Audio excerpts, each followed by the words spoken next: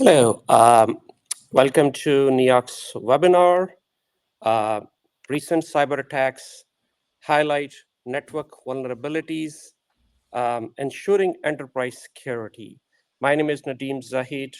I'm with NEOC's Networks, and with me here is our speaker, Dr. Ardal Oskaya. Dr. Ardal has an impressive tenure exceeding over about 25 years in IT and security.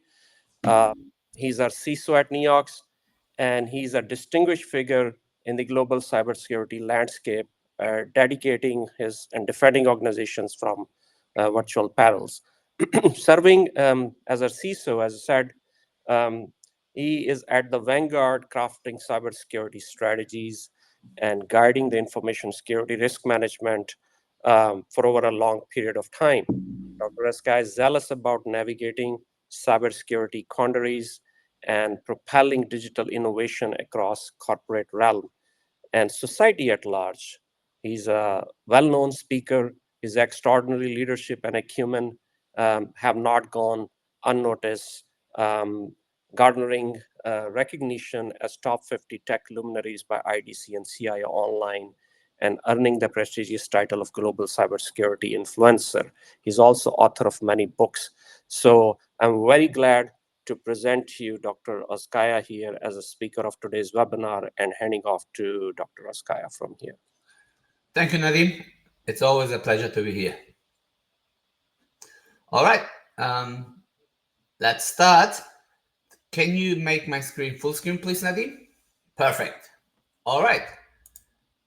Nadeem mentioned that I have many books, and today we are giving you already a free gift, a free ebook for everybody who joins. The link is there. You can just find it at NEOC's website. Go ahead and download it and enjoy reading it. Okay, let's start. The overlooked battlefield is the network. But why? We know that without TCP/IP, without that RG45 cable, without that wireless, without this wireless connections, we cannot even connect anywhere. But why are we going and doing the same mistake? Networks connect users, system, and data.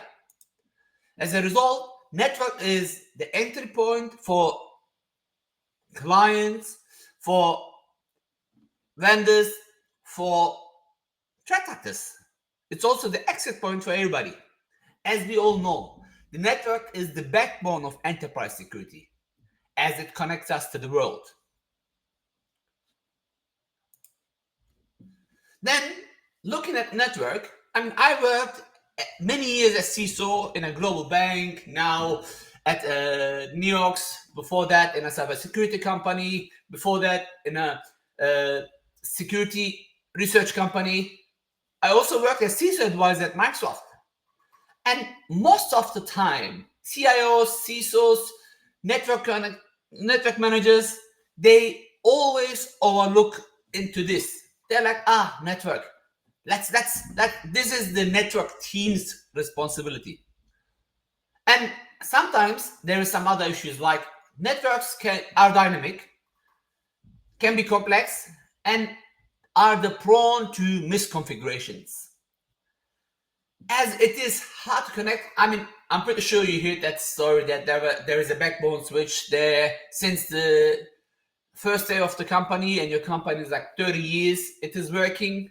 Yes, it might be working. Yes, it might be connecting you to other places, but I'm pretty sure it's going to have some vulnerabilities that we're going to cover later.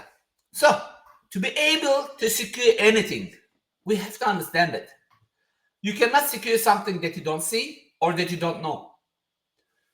But with that, we come into our next topic, the critical role of the network. So, just as a summary, network is more than just connectivity. As you all know, it's the foundation for everything. It transports sensitive data, hosts critical applications, and once it's compromised, it can cripple the entire organization. And as I said, it's like if you live in a high-rise building. Let's say you live in Dubai, in Burj Khalifa. For the ones that don't know, it's world's largest tower, more than 800 meters or close to 800 meters. Let's say you live in the top. You have two ways to get in. One, via helicopter. Two, via the front door.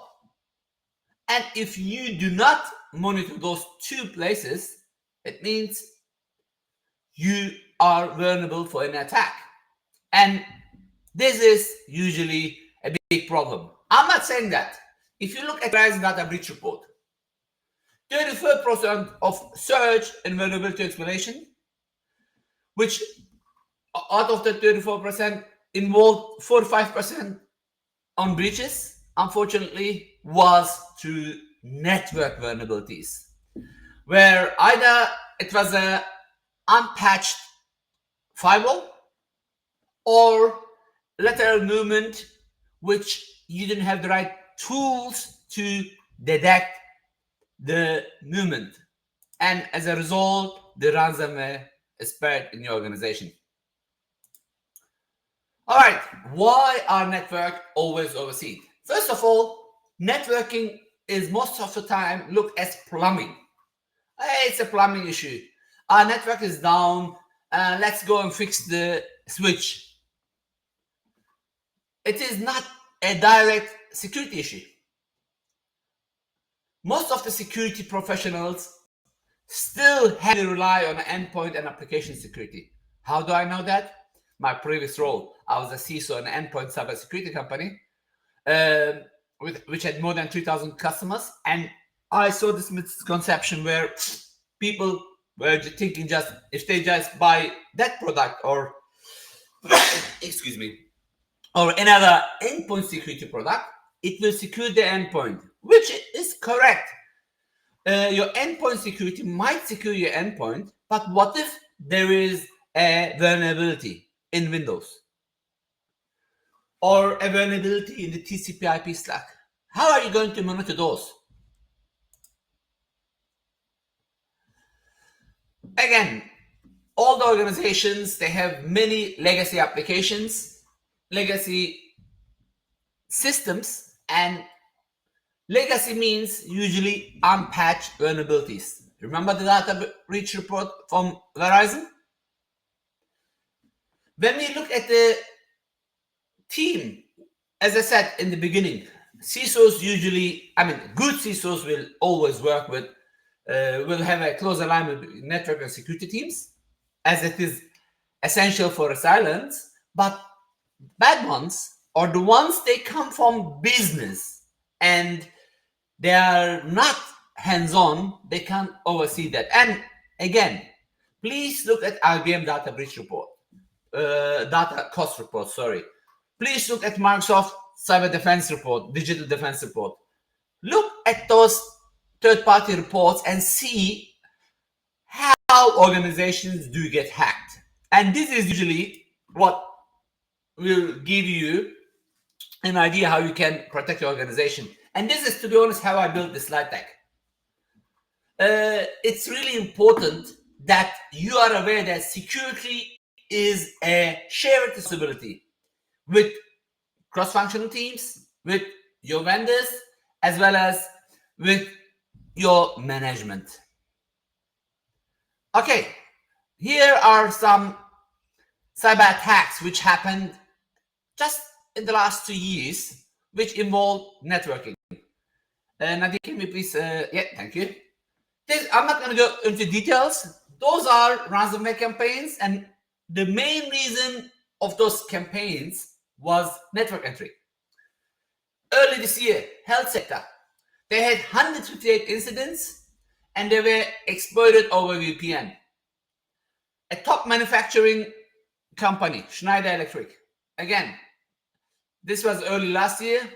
They had 1.5 terabyte data breach to OT/IT network integration issues. Just this month, a couple of days ago, Marks and Spencer's had an issue.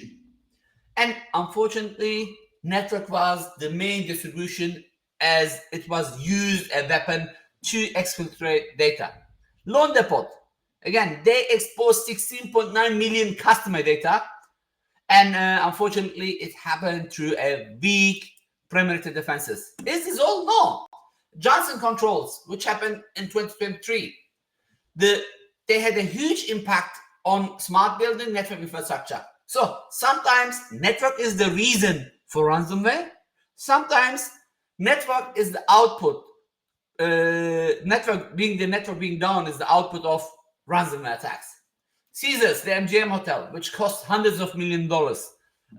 Just imagine you go to casino, or just imagine you go to a holiday and your booking has disappeared because the hackers, the threat actors has put the network down.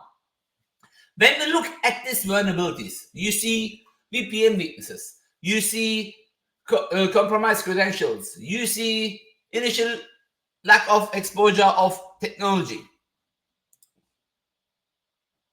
So when we look at supply chain cloud, unfortunately, this is still a blind spot. Do you remember the movie transfer, which millions organizations were affected, like New York Times, like many organizations here in US and Europe? It was a 0-day vulnerability at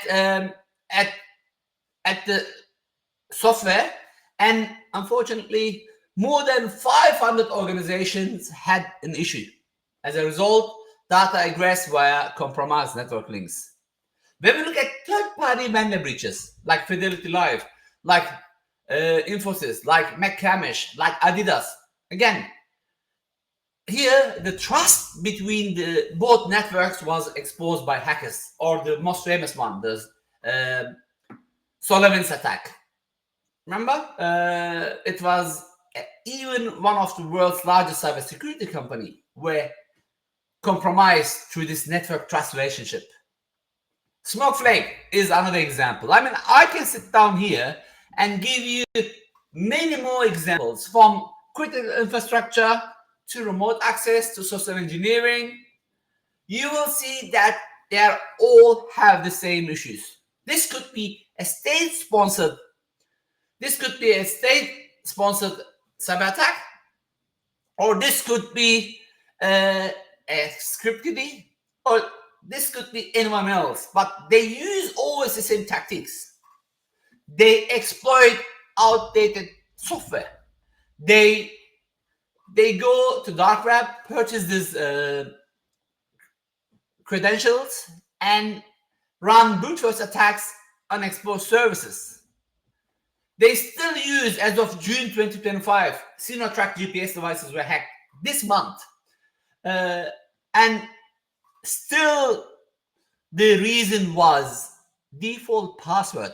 Like, for the ones that follow me for the last 25 years, I remember when I first started in IT, or when YouTube was still new, you can still find those videos. I was talking about how to change the default passwords. And I was just randomly, back then I was young, of course, I was randomly going to some IP addresses and, via network scanning, use the default name administrator, use the default password as whatever the vendor had, and I was able to go in. They're on YouTube. Please go. I'm pretty sure you know Shodan. When Shodan was new, I mean, you can still use it via Shodan. It is still there. And look, just this month, today is the 12th, within this last 12 days, 2 organizations was hacked through the same reason. Sometimes we do overtrust our security products. And I keep saying that security is not a product, it's a process. If you don't understand the process, the product's not going to help you. Having more products is not going to make you secure. You need the right products. And sometimes you might be a privileged like Beyond Trust. Beyond Trust is a really, really great vendor when it comes to privileged access management. But they were hacked for the same reason. So this can happen, and unfortunately, it is happening, as you can see right in front of you. And don't forget, all what I present here is public data. A few seconds ago, I mentioned social engineering. Look, social engineering is a bit harder to detect via any applications. An example, the latest Coinbase attack, which happened early last month in May 2025. Threat actors bribed some contractors to deploy their malware. Yes, here, most of your security policies were not going to help you, but you still needed some great networking products which could help you to show you this. As Harun has repeated, thank you, Harun, everybody should keep in mind, security is not a product, it's a process. Thank you for putting this in chat, dear Harun. So, when we look at the root causes, I already mentioned a few of them, but Fortinet flaws. Fortinet is a great brand, but they had a vulnerability, which was called CVE since 2023, which allowed RCE, remote control, in clicking attacks. Misconfigurations, again, network services, especially the legacy ones, especially the ones they still use SMB1, especially the ones they still use clear passwords, are a big issue to network breaches. Weak authentication. But everybody knows about MFA. I'm not here to reteach you something that you know already. Use MFA, use MFA. You hear this in every conversation. But based on Verizon Data Breach Report, more than 30,000, they analyzed more than 30,000 networks, and unfortunately, around 30% of those were hacked. Again, Microsoft in the data breach report and the digital defense report state they had more than 680 million network scanned and more than 79 trillion. I might be wrong with the numbers. Please don't judge me. The numbers might change. Analyze signals, and when they look at the results, unfortunately, they still say the same thing. We do not follow the basics. Back to third-party risk. Supply chain attacks, lateral movement, all happens in the network. I keep asking this question. Thank you, by the way, dear LinkedIn user. I cannot see who you are, but you said it's a great presentation. But let's ask Jesse, let's ask Jasir, let's ask Syed Zubair. They are here live. I can see they wrote. When you look, did I tell anything new here? No, I know most of you. Thank you for watching. But when we look at those issues, they are not rocket science. They keep coming back. And this is because the lack of comprehensive third-party network risk assessment. This is because of insufficient network monitoring. This is because, like, a real example. I was in a government, I just stopped for a second not to mention which government entity it was. They were Ministry of Foreign Affairs, not US, okay, it's somewhere else. They had lots of endpoints. They were present in nearly every country in the world, and they were proud of using back then QRadar from IBM, which is a good thing. They're like, look, we have, I don't remember the numbers, we have like 10,000 signals every second, and they were showing me off. I'm like, look, it's not about having the logs. It's about finding the right issue in the logs. And when, back then I was working for Microsoft, when I gave a sinkhole's IP address, which was set up by Microsoft to catch hackers, we found out that, unfortunately, there was network connections from that MFA to MFA customer to the sinkhole, which means they had someone inside already. And because they keep their, look, another example. Here is 2 pens. One is from, I don't know if you can see me, but probably no, you cannot. I have 2 pens in my hand. One of them is, which we gave away yesterday at Seacon, New Jersey conference. One of them is that very expensive Mont Blanc pen. If I keep them in a conference next to each other, Soon I'm gonna have my expensive pen gone, not a stolen because it's away given for free, right? If I keep them next to each other, what I'm trying to say is, if you want to save your valuable assets, you have to separate it. You have to keep them in a different area, and this policy applies to networking as well.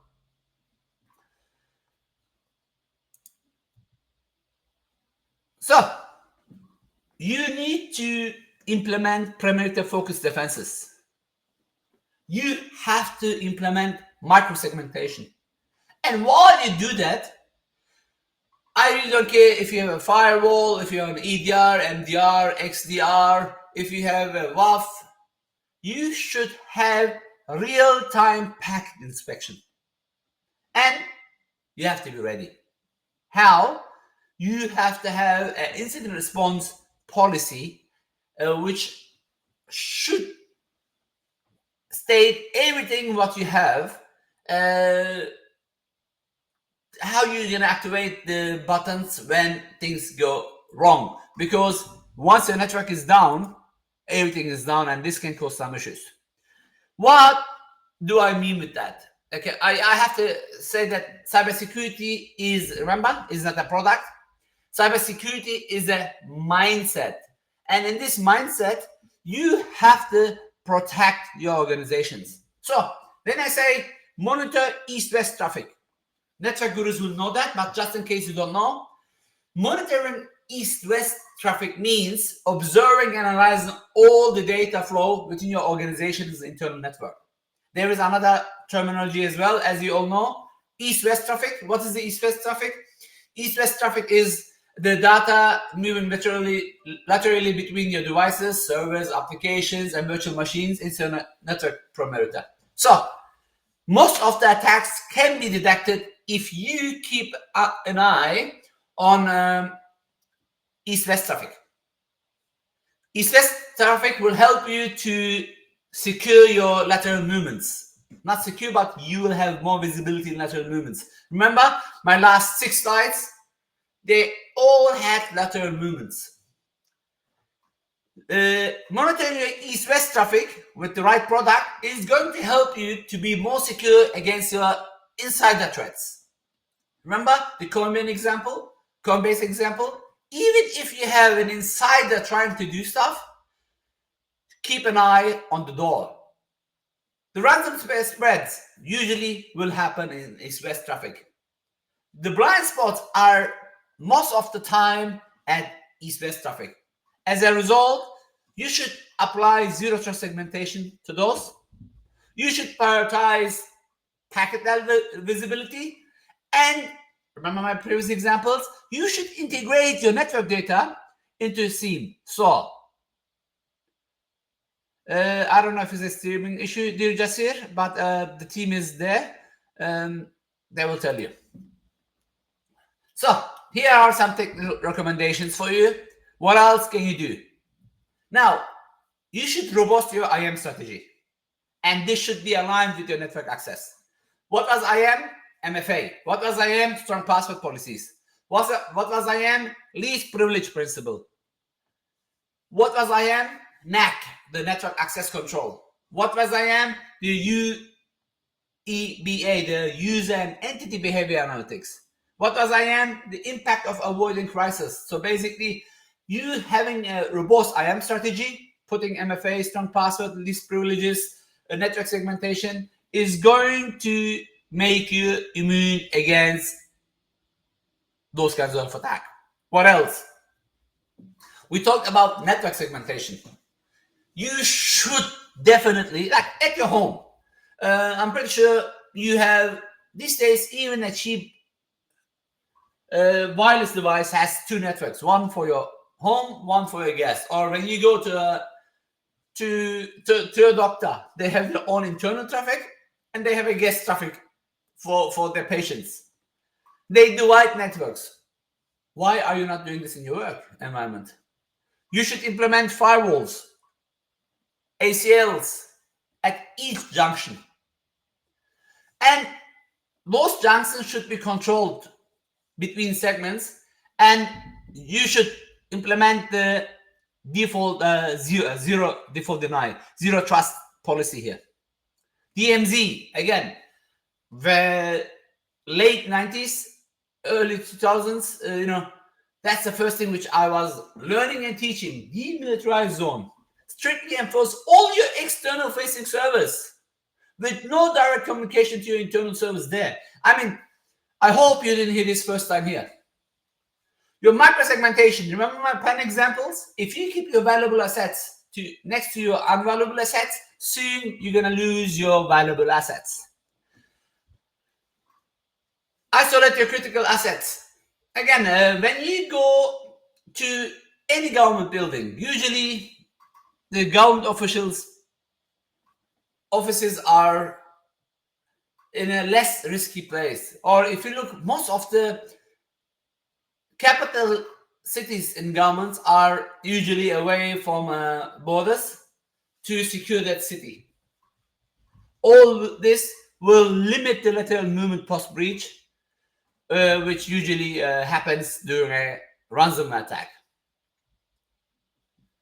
Patching. I mean, by now you know that you can patch everything but human stability.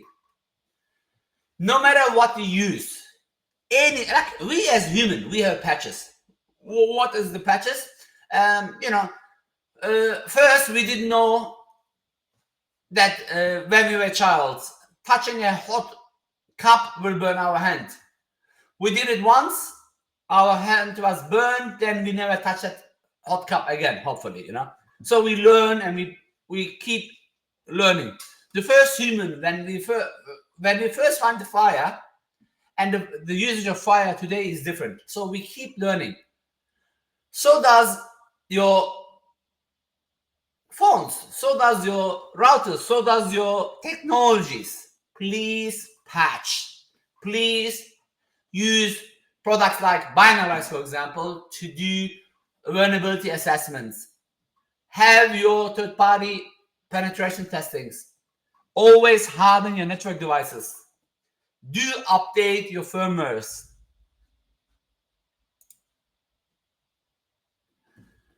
Again, the fourth recommendation will be advanced network threat detection and response. Implement a SIEM. Have your XDR, EDR, MDR. I don't care which letter you use, but have something good. Implement IDS, IPS. This will at least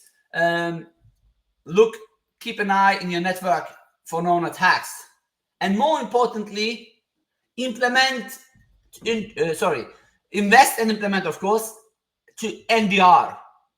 Because utilizing NDR, network detection response, will basically secure your network with the next level. Have threat intelligence, cyber threat intelligence products like Threatman, for example, or have incident response plan. Putting all this will provide early warning of your network your network activities, and it will enable rapid containment of network-based attacks. This is gonna improve your security. Remember, during the attacks, I talked about RC remote control attacks. I talked about VPN attacks. If you implement zero trust, if you use the right protocols with your VPNs, if you encrypt your data, if you implement DLP and have proper backup, then you will protect your crown jewels, you will secure your mobile workplace, and this should minimize the network-based data exploration, if not prevent. Last one, awareness. Remember, there is no patch for human superability, but you still can do continuous training. You should do phishing simulation, and as a C level, I don't care if it's CEO, COO, CIO, CISO, you name it. It's your job to foster a culture of security. It's your job to regularly do exercises. And if you do that, you will address the human factor. In other terms, you will build a human firewall, a defense layer that reduces susceptibility to network-based social engineering attacks. All right. Now, let's speak of how we can help as Neox Networks. Now, do you remember I was talking about Fortinet CVE earlier in my slide? If you had an NDR, if that organization had an NDR that we provide, the NDR could detect the anomalies in network traffic, and the NDR could identify the exploitation attempts in real time. With packet directors, you could just centralize patch management visibility and ensure they're updated. And you can always request a demo. You will see it's coming up. For misconfiguration attack, you can use our product, which is called PacketAll. It will monitor network traffic for misconfigured services with customizable detection rules. So if you use PacketAll, I repeat, you can just see suspicious traffic, and this can help you to have a holistic view of your network topology and identify misconfiguration. How can we help on weak authentication credential theft? You can use PacketShack. PacketShack is one of our products which decrypts TLS SSL traffic, and this will help you to see what's happening in encrypted channels. And if you cannot decrypt the packet, it means there is something else happening in your network. This could give you early alarm. Using our NDR and integrating with your SIEM could just help you to find that network connection out of 10,000 logs to C2 channels. What else? For third-party risk, again, PacketAll will monitor the third-party traffic for anomalies. And based on Verizon Data Breach Report, 30% of all the breaches they analyzed was involved into that. So all what they had to do is use PacketAll. If you want to consolidate and filter third-party traffic for secure monitoring, we have a product called Neox Network Packet Broker. Packet Broker will help you to filter the traffic and minimize third-party attacks. If you want to fight against ransomware, look, everybody knows that you should use CrowdStrike, Microsoft, McAfee, Xctube, you name it. But don't forget, this is at the endpoint where usually most of the time the attack starts. But what about once you got the first infection? You need something to detect your network and the network traffic. And this is Clear NDR. It proactively detects ransomware patterns and enable rapid response.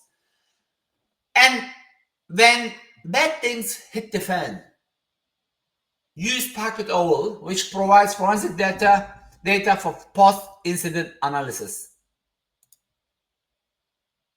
So here's a quick overview of our products.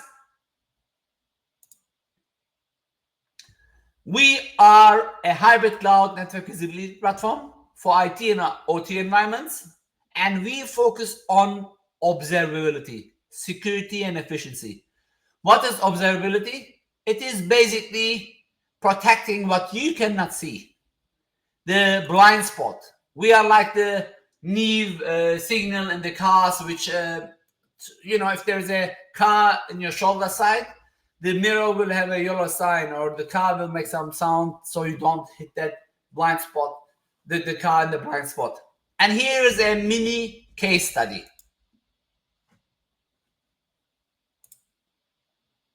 The scenario. Remember during my slide, I was talking about a New Jersey hospital hit by a Quilling ransomware due to an unpatched Fortinet device, the CVE 2023. In this scenario, if the hospital, there was a ransomware, there was a hacker trying to attack a system, if they had the right product, they would know what was happening in your network. And during that, if they had packet O, for example, they would find that there was a encrypted traffic, and they could save 250 days because it took them 250 days to detect this attack. And this was a big challenge for them. As a result, that one entity encrypted most of their network, and they had to pay fines as well on top of it while they paid the ransom as well. So, as I said, if they had packet owl, they could detect the ransomware patterns with real-time alerts. And you could just put those alerts into your SIEM. If they had packet shark will provide them visibility into encrypted traffic, identifying malicious payload. If they were using our NDR, they would have reduced detection time. And based on IBM, this is 15% of the cost of all cyber breaches. If they had packet director, they could just basically use patching and so on. The outcome. What is the outcome? They could basically prevent further breaches, minimize downtime, and enhance resilience. Here's another mini case study for you. Remember the insider threat in Coinbase or other? This is again a real example how they were hacked. The HR explanation happened. If they have next response, the packet tiger will capture the exact flows, and the IR team will pinpoint the attackers in minutes. The scenario: if there is a malware spreading in a flat network, having a tap, which is FPGA based, could basically detect anomalies, and you could just contain the attack before the mass infection. Look, I'm not even talking about your antivirus. I'm not even talking about your firewalls. All this means the hackers are already in. But having the right product, working with firewalls, antivirus, WAFs, you name it, could just minimize the attack vectors.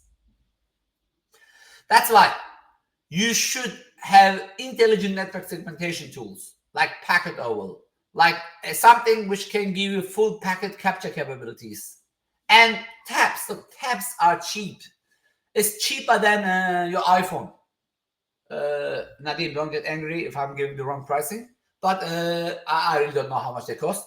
Network taps and packet brokers are a must to every network.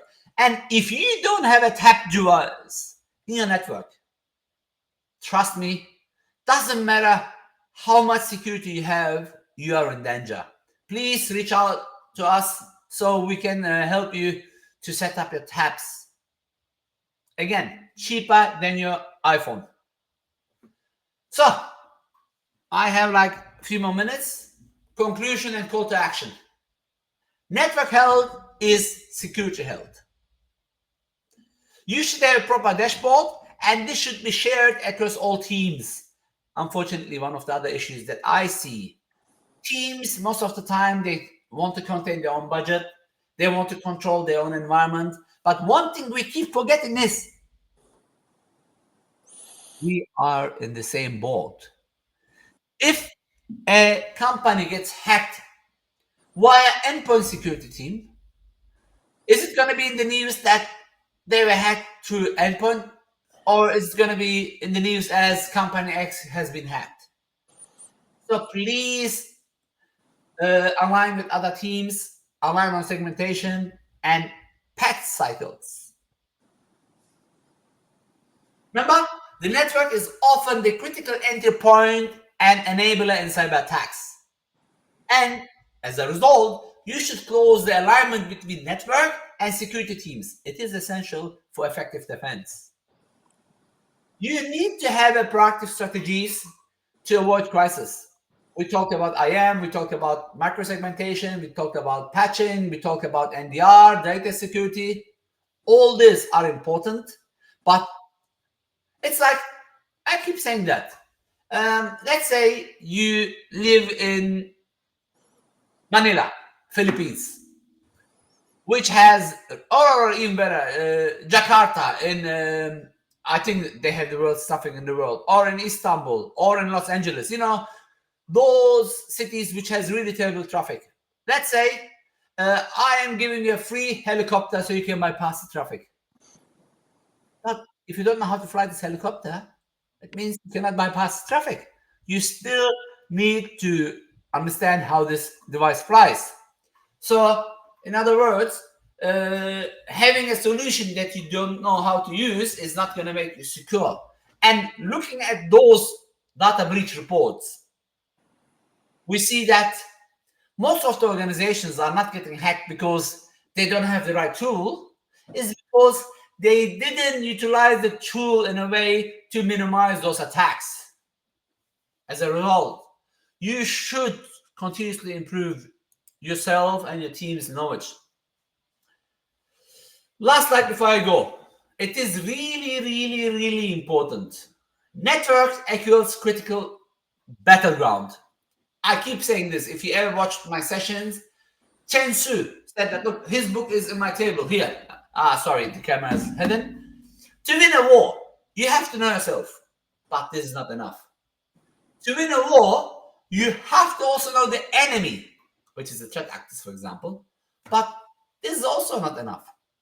To win a war, you have to know yourself, the enemy, and the attack battleground. Let's put this into today's terms.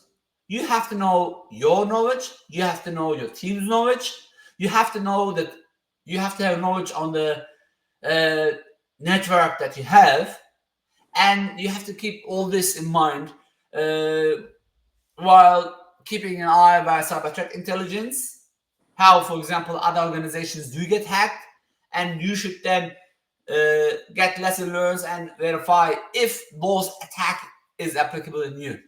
You don't have to do pen tests every day, but running a signature-based network scan sometimes, or running a compromised security assessment can help you in those situations. It will give you visibility. It will give you a cornerstone of defense. Because if you don't evaluate detection capabilities now, unfortunately, the threat actors will. With this, I'm coming to the end of my presentation. My name is Dr. Adoloskaya. I'm the fractional CISO here at Neox, and I'm really thankful for this opportunity. I see we had many people joined in. Thank you very much again. Nadim, the microphone is back with you. All right, great. Thank you. So, um, thanks. That was a great conversation and timing as well. Just to remind everyone, we have a prize that we announced for actually pretty much every webinar from now onwards. We're going to actually give out a prize. So don't feel bad if you don't win this time. You will have many opportunities down the road. As in the chat, I announced our next upcoming webinar is on June 25th with our partner. And our topic is very much in line with what Dr. Oskaya talked about today, and that is network detection and response. But that's going to NDR. be NDR, and specifically, as Stemus likes to refer to, is clear NDR, which is Suricata-based joint solution that Neox and Stemus has developed. You're welcome to go to our website, and under solutions you're going to find clear NDR web page and a lot more details, request demo, set up a conversation or whatever you like. So don't miss that one. So today we are giving out a DJI drone, and we'll notify the lucky winner after we go through the registration list. So make sure if you're on the registration list, even if you're registered through our website or you're registered through LinkedIn, it doesn't matter. We'll have your contact and we'll reach out to the lucky winner. With that, let me open up the session for the Q&A. And so I'm going to put the cameras back on here. All right. So I think there were a couple of questions in the chat window. So we are on camera now. So let me go through that once again and find out. There was, I think, at least one question I saw. And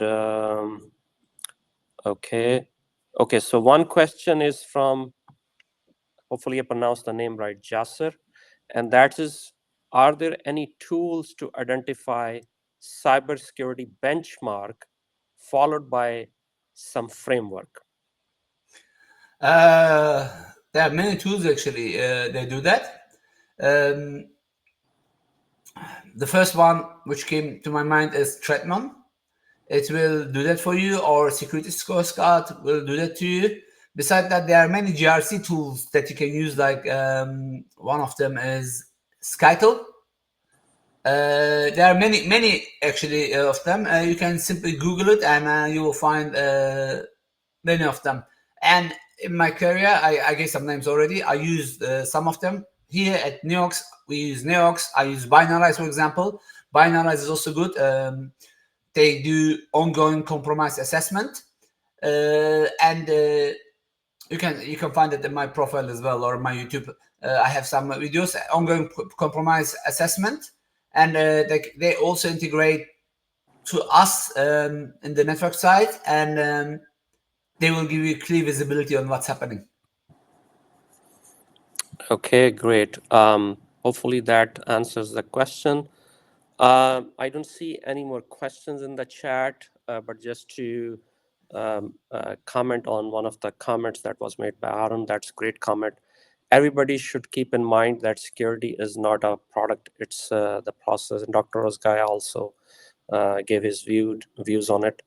I would also say, like to add that network visibility is also a practice and not a product.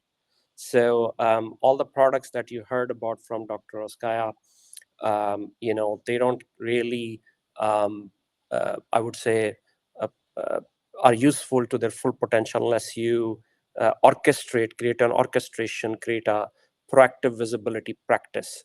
So, for example, when you look at Neox network taps or packet brokers or packet capture appliances or network intrusion detection devices, or network detection response solution, all those layers, you need to have an architecture in mind, what I like to call an overlay visibility architecture.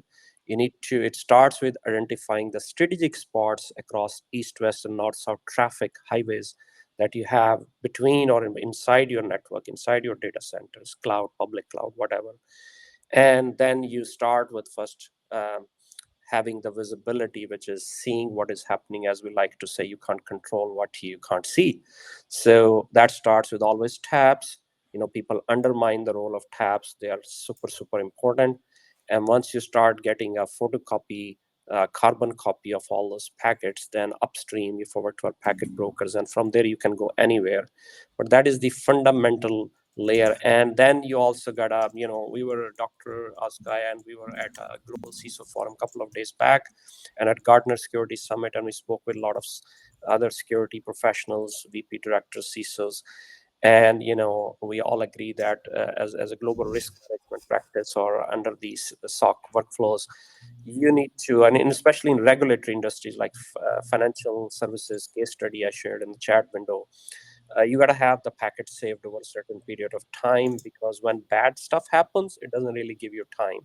That's not the time to think about network visibility. The time to think about network visibility was yesterday, if not today. So you want to put these equipment in your network ahead of the time. And it takes time to get used to them, to configure, to learn how to get the maximum potential out of that. So as they say, it's not a matter of if, but when an attack would happen. A persistent attacker could get through that you're ready, and you have all the data at your fingertips to contain, to respond to the incidents in time. With that, if no more questions, we would like to thank you for giving your valuable time to Neox, and we'll see you again in one of our webinars. Have a great day. Thank you very much.